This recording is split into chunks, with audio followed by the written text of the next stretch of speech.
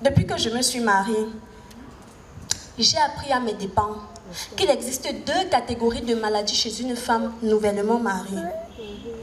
La bonne maladie et la mauvaise maladie. Hein?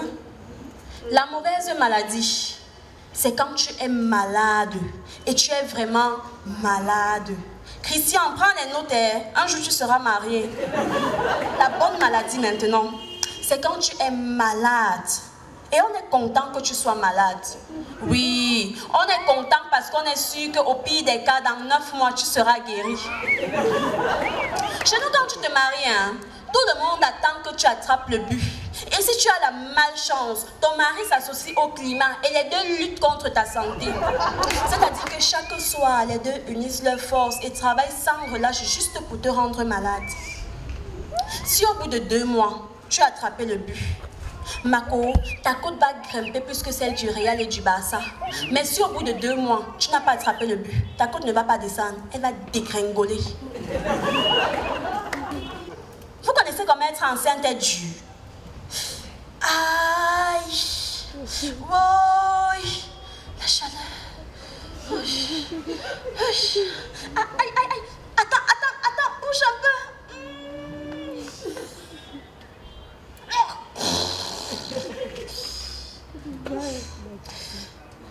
C'est quoi, j'en fais un peu trop? Est-ce que je vous ai même montré l'accouchement? Hein? Cristal, j'en fais un peu trop. Viens un peu alors, Mako. Viens un peu, pardon.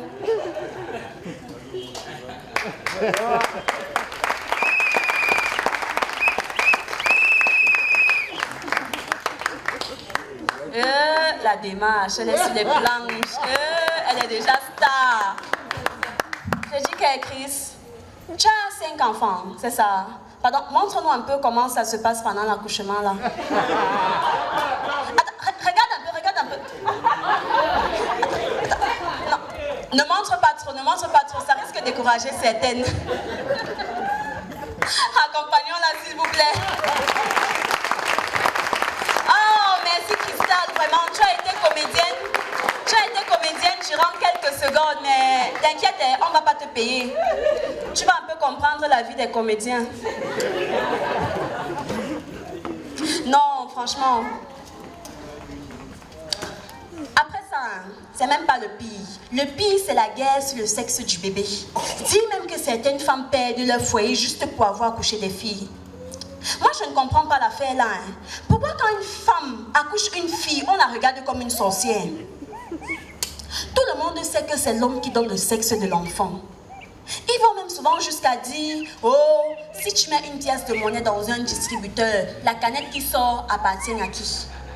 Iria, regardez ses dents. Je veux bien que la canette qui sorte appartient à celui qui a mis la pièce dans le distributeur. Mais mon frère, si tu veux une canette de soda, mets ta pièce dans un distributeur de canettes de soda et non dans un distributeur à canettes de bière. Oui. Mais je vais vous dire, le plus dur avec le sexe de l'enfant, c'est quand ta mère veut une fille, ta belle-mère veut un garçon, ton mari veut les jumeaux, 2 garçons.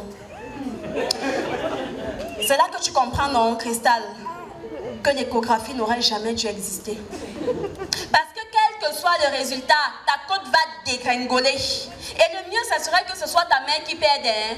Parce que si c'est ta belle-mère ou ton mari, tu vas comprendre que les 9 mois là, non, c'est pas la joie. Après la guerre sur le sexe de l'enfant, vient la guerre sur le nom.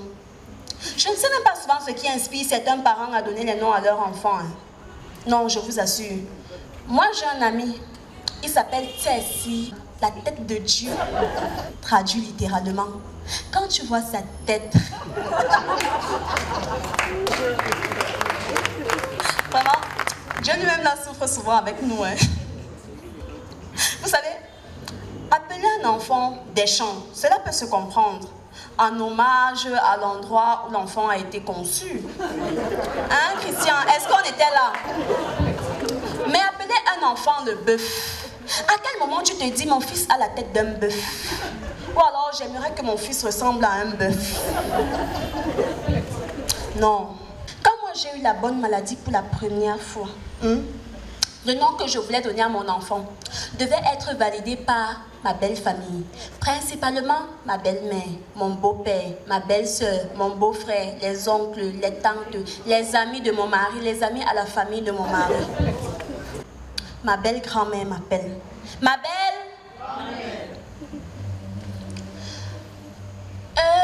Anna, ma fille, tu sais que je t'aime beaucoup. Ne dis surtout pas que je te mets la pression.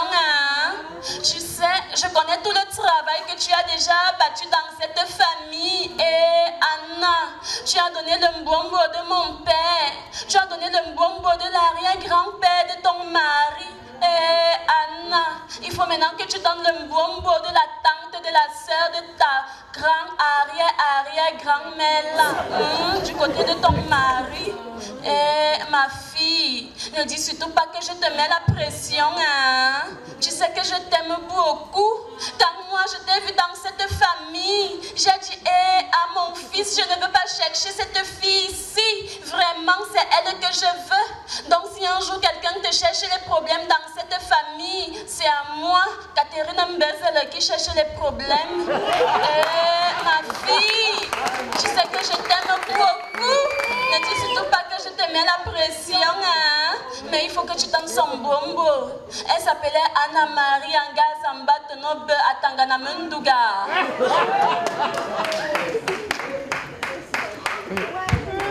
J'ai répondu gentiment, non, parce que si tu tentes de dire non, Mako, ta côte ne descend pas, elle dégringole.